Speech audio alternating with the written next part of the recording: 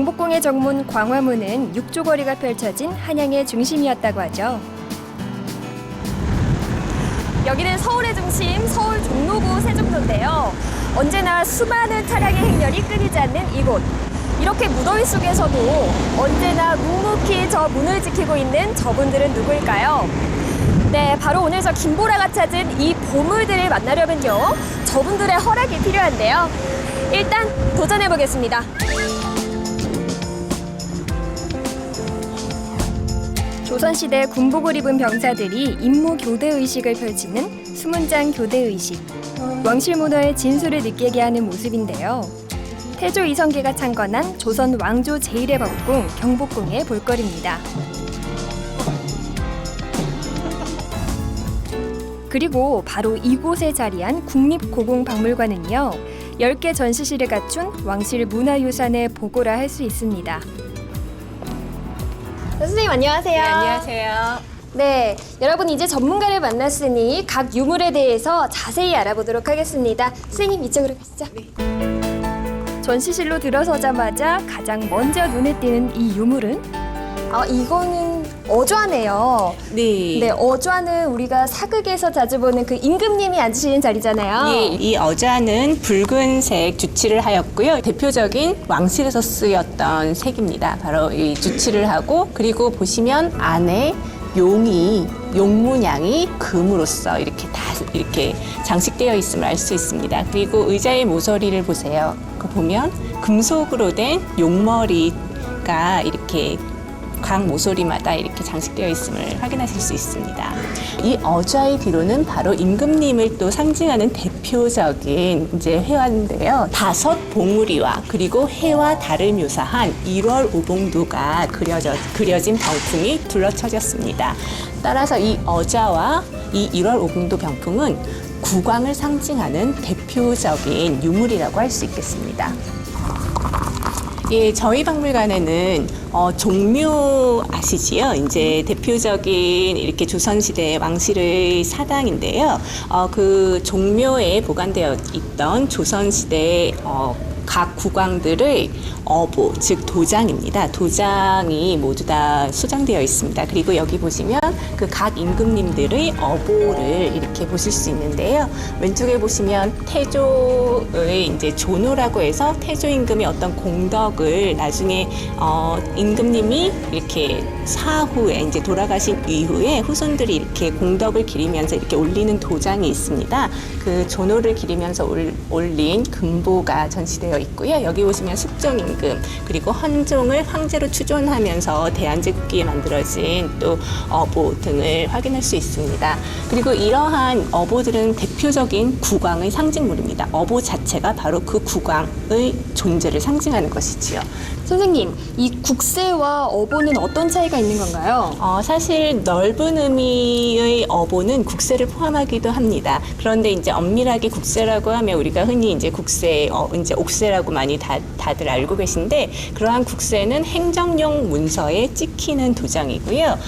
이쪽에 보시는 이제 종묘 신실에 모셔졌던 그러한 어보들은 주로 의례와 관련되어진 도장이라고 할 수 있겠습니다. 좀 더 상징적인 의미가 강합니다. 저기 아주 익숙한 옷 한 벌이 있는데요. 네, 선생님 여기 보니까요, 제가 사극에서 굉장히 많이 보던 그 임금님이 입으시는 옷이 있네요. 골룡포 맞죠? 예, 맞습니다. 이 골룡포는 임금님께서 주로 업무를 보실 때, 직무를 보실 때 편안하게 입으셨던 상복이라고 하는데요. 일상적인 상자를 써서 상복이라고 상복에 해당되는 옷입니다. 가슴과 어깨에 용보를 달았던 골룡포는요, 1444년부터 조선 말기까지 임금이 입었던 의복인데요. 골룡포를 입을 때는 가죽에 오칠을 해서 만든 익선관을 썼고요. 허리에는 옥대를 둘렀다고 합니다. 물론 장신구도 여러 가지 있었는데요.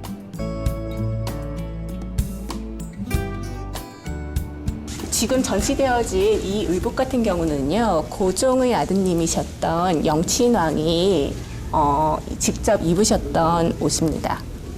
와, 선생님 여기 보니까 굉장히 큰 돌이 있는데요. 선생님 이건 뭔가요? 이거는 돌이 아니라 벼루입니다. 네. 벼루라고 하기에는 정말 너무 큰데요.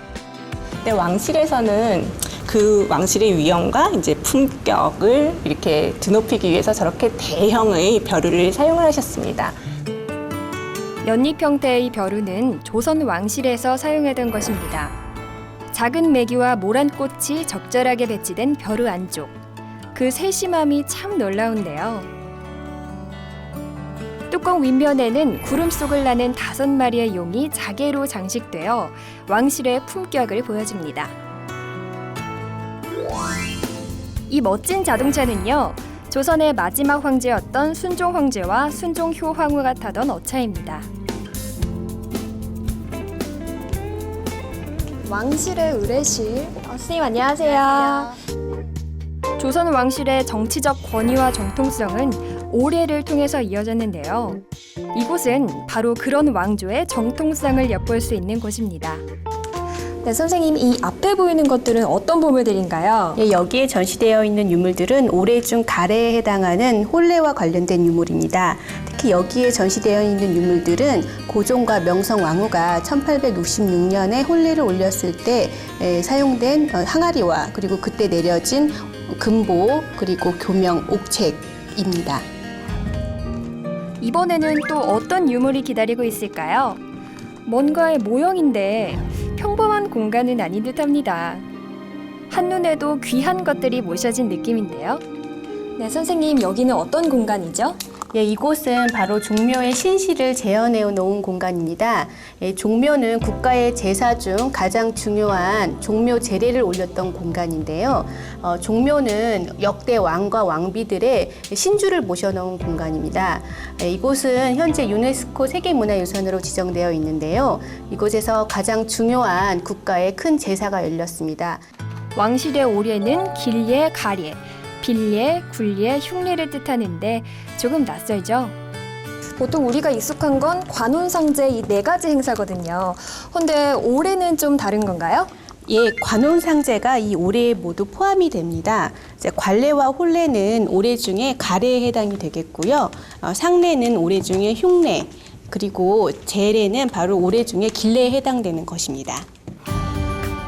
길례는 길한 예절로 조상께 올리는 제례가 포함되고요. 흉례는 흉한 예절, 상례를 뜻합니다. 가례는 가장 기본이 되는 예절로 혼례 예절까지 포함되고요. 빌례는 외국의 사신에 대한 예절, 굴례는 군사 관련 예절인데요. 유교의 나라 조선 왕조는 국가 통치에 있어서도 오례의 중요성을 강조했습니다. 자, 이제 다음 장소로 이동해 볼까요? 네, 저는 이제 여러분들에게 아주 특별한 곳으로 안내를 해드릴 건데요. 바로 조선시대의 궁중자수입니다. 여러분 따라오세요. 선생님 안녕하세요. 네, 이곳에 오니까 굉장히 아름다운 보물들이 또 이렇게 전시가 되어 있네요. 조선시대는 궁중자수가 특히 발전했는데요. 무병장수를 기원하는 뜻으로 그림과 글씨를 수놓아 병풍을 만들기도 했고요. 왕과 왕비는 물론이고 왕실 사람들의 예복과 장신구에 아름다운 자수가 사용됐습니다. 왕실의 공예품다운 품격이 느껴지시나요? 예, 여기 보시는 것이 왕과 왕비가 가슴에 달았던 보라고 하는 흉배거든요. 5개의 발톱을 가진 오조룡, 용이 주 문양을 이루고 있습니다.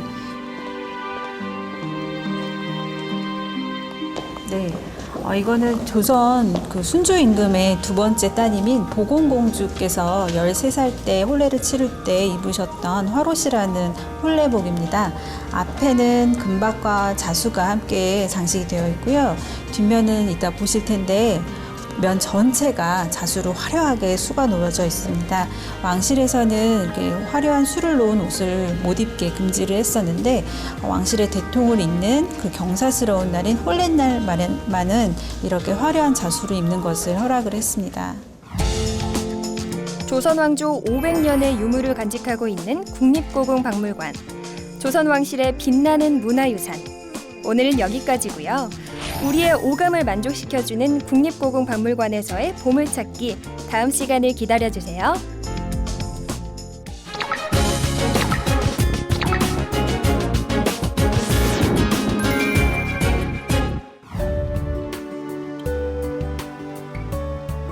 사조산 길목에 자리한 천안향교.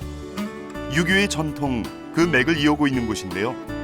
오늘은 강 PD가 선비정신 계승에 앞장서고 있는 이곳 천안향교를 찾았습니다.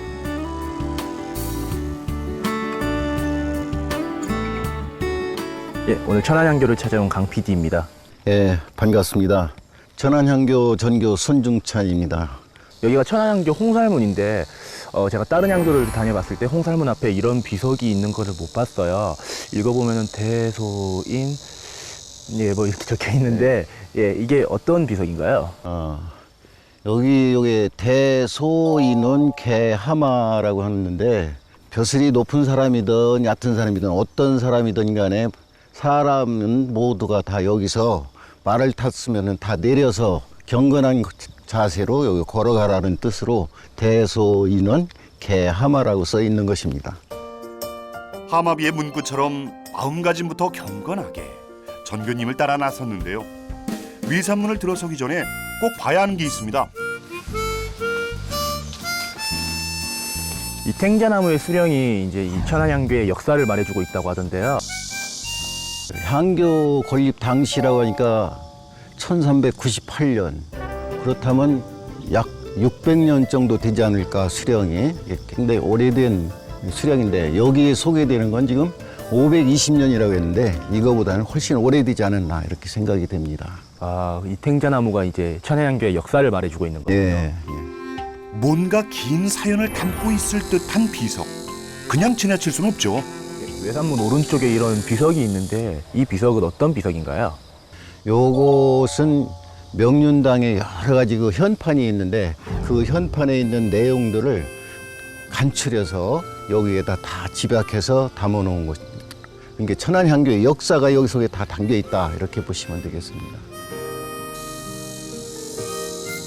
여기서 향교는 고려의 향학이 조선주에 들어와서 향교로 바뀌어 태조원년 조령으로 9년의 향교를 세우도록 권장하였다. 이런 것처럼 이제 향교가 언제 처음 세워졌나는 그 역사가 여기 담겨 있고 사적비에 빼곡하게 담긴 한 줄 한 줄이 천안향교의 역사 그 자체입니다. 그러니 향교를 알려면 사적비부터 살펴라. 다들 아시겠죠? 저희가 길을 가다 보면은 그냥 무심결에 지나치는 비석들도 있는데 이렇게 비석마다 이렇게 의미가 있고 또 그 비석을 잘 살피면 더 좋은 역사도 알 수 있는 거군요. 예. 단정하게 합보를 하면서 계단을 오르고 외산문을 들어서는 거. 뭐 이젠 익숙합니다. 어느새 찾아온 가을 하늘이 밝혀주는 저곳은 예, 외산문을 통과해서 들어오자마자 바로 앞에 명륜당이 보이는데요. 역시 다른 향교처럼 전학 후묘의 방식인 것 같아요. 근데 다른 향교들의 명륜당이랑 약간 건물이 달라 보이는데 보통 다른 향교의 명륜당들은 오른쪽, 왼쪽 그리고 중앙에 문이 있고 이렇게 대칭을 이루는 구조란 말이죠. 근데 여기서 보면은 앞에서 볼 때 4칸으로 돼 있어요. 저 옆에 있는 칸은 혹시 어떤 칸인가요? 요 오른쪽에 있는 그 세 칸은 학생들이 공부하는 그야말로 명륜당이고 그 옆에 작은 방이 있는데 그 밑에 보면은 아궁이가 있는 거를 때운 흔적이 보일 겁니다. 그거는 사람이 거처할 수 있는 방으로서 저 선생님의 휴게실 또는 저녁에 이제 주무시는 방 이렇게 생각하시면 될 것 같습니다. 일단 널찍한 앞마당을 선비걸음으로 점잖게 걸어서 이제 명륜당 현판을 좀 살펴볼까요? 예, 명륜당 현판 왼쪽에 보면은 세로로 신안주의서라는 한문이 적혀 있는데요. 저 신안주의서라는 글은 어떤 뜻인가요? 잘은 모르지만 그 주의 선생님은 잘 아실 겁니다. 주자 선생님. 그분이 신안현에 사셨다고 그래서 신안주의서 이렇게 한 걸로 알고 있습니다. 전학 후묘 구조니까 명륜당 뒤쪽에 대성전이 자리해 있을 텐데요. 그 사이에 있는 저 건축물은 뭘까요? 보통 명륜당 뒤에는 내산문이 바로 있기 마련인데 여기는 명륜당 뒤에 건물이 하나 또 있네요. 예, 이 건물처럼 보이는 가운데에 문이 3개 이렇게 달려 있어가지고 저거를 내산문이라고 하는 겁니다. 아, 이게 내산문이었군요. 이름은 내산문이지만 분명 방도 있고 좀 특별한데요? 보통 다른 향교를 가보면 내산문은 그냥 문만 3개 있는 경우가 많은데 여기 내산문은 무슨 하나 건축물처럼 이렇게 방도 딸려 있고 이런 것 같아요. 이쪽에 방 2개 있는 거를 상방이라 하고 저쪽에 있는 곳을 이제 제기구인데 석전대제 할 때 쓰는 그 제기를 그곳에 간직하고 있는 곳입니다. 저 도포의 주인은 문화해설사입니다. 천안향교를 찾는 사람들에게 향교 얘기를 해줄 때면 바로 저 도포를 있는 거죠.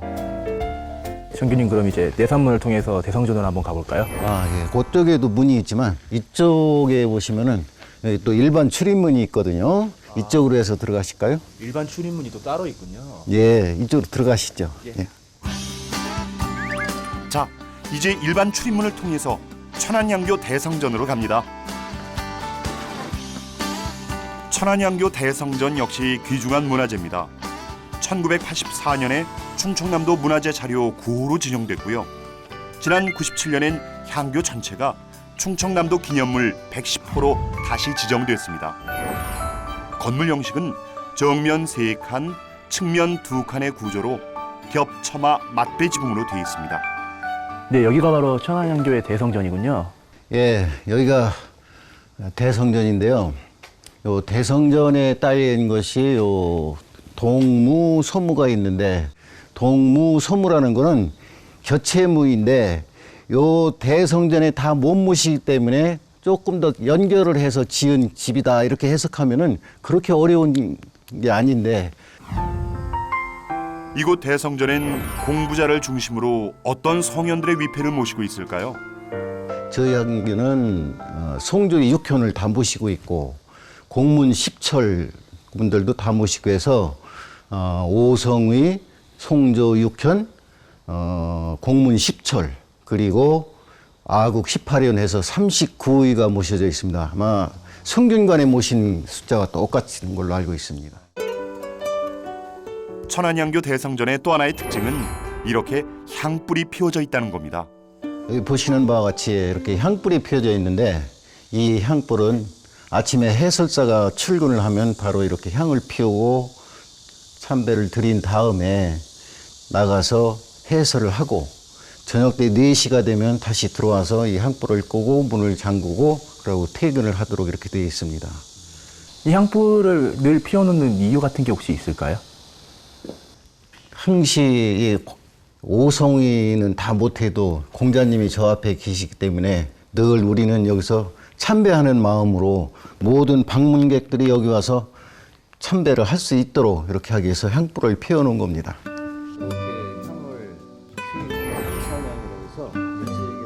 이야, 우리 강 PD가 또 그냥 지나칠 수 있나요?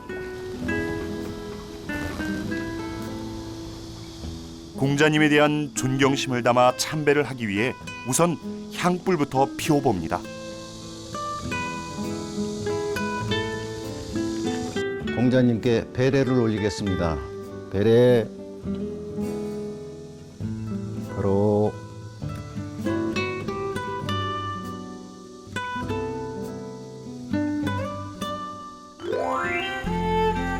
천안향교엔 이 시대의 선비를 기르기 위한 특별한 공간도 마련되어 있습니다. 향교 바깥에 이렇게 예절관이라는 건물이 있는데요. 이 예절관이라는 건물은 어떤 역할을 하는 건물인가요? 예.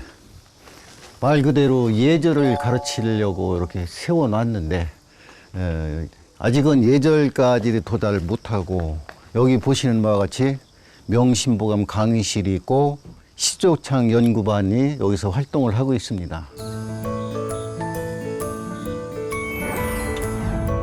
서예반과 시조반, 교양 한문반에서 경전반까지 교육의 종류도 다양합니다. 예절과 전통 교육을 통해 몸과 마음을 수양하는 건 기본이고요. 만학의 꿈을 이루는 분들도 많으신데요. 이제 우리나라의 전통 문화는 유교를 빼놓고는 이제 이야기할 수 없을 만큼 유교와 밀접한 관계가 있는데요. 이제 유학의 어떠한 점을 우리나라 교육에 접목을 시킨다라고 하면은 어떠한 점을 좀 본받았으면 하는 생각이 있으신가요? 예. 이 유학도 하나의 종교라고 볼 때 다른 종교들은 이 기복 그 신앙인데 우리 유학은 기복이 아니고 현재 우리 생활을 잘 실천해자 실천 철학이거든요. 그래서 우리 생활 실천 철학이 교육에 잘 접목이 돼서 우리 생활 예절적으로 발전을 시키면 좋지 않을까 이렇게 생각이 됩니다. 우리 유교는 이러한 실천 정신이 있어 늘 새로운데요. 네, 정견님 오늘 너무 좋은 설명 너무 감사드립니다. 덕분에 너무 잘 배우고 잘 익히고 갑니다. 감사합니다. 이게 설명이 어떻게 만족스러웠는지 잘 모르겠습니다. 많이 이해해 주시기 바랍니다.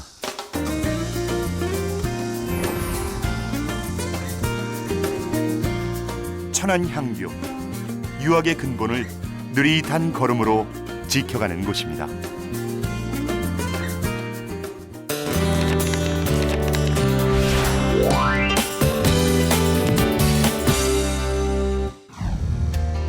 지난 9월 8일 서울 강서구에 위치한 양천향교에서는 공자추모 2564주년을 맞아 축의 석전대제가 봉행됐습니다.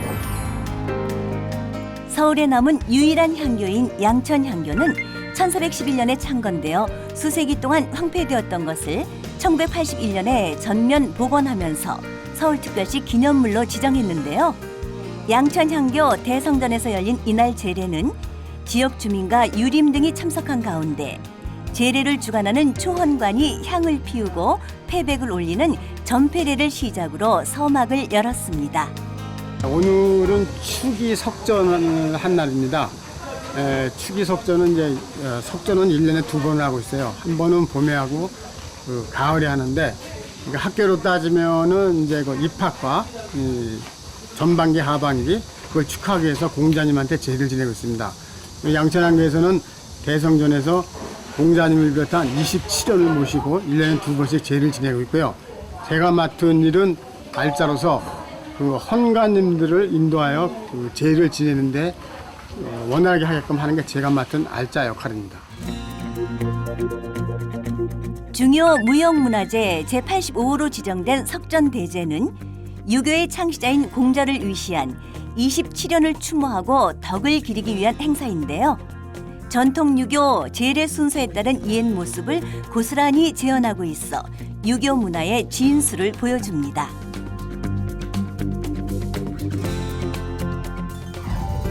공자가 추구했던 이는 당시 도덕적 규범뿐만이 아니라 사회 질서를 회복하기 위한 정치 사상으로 이어져 왔는데요.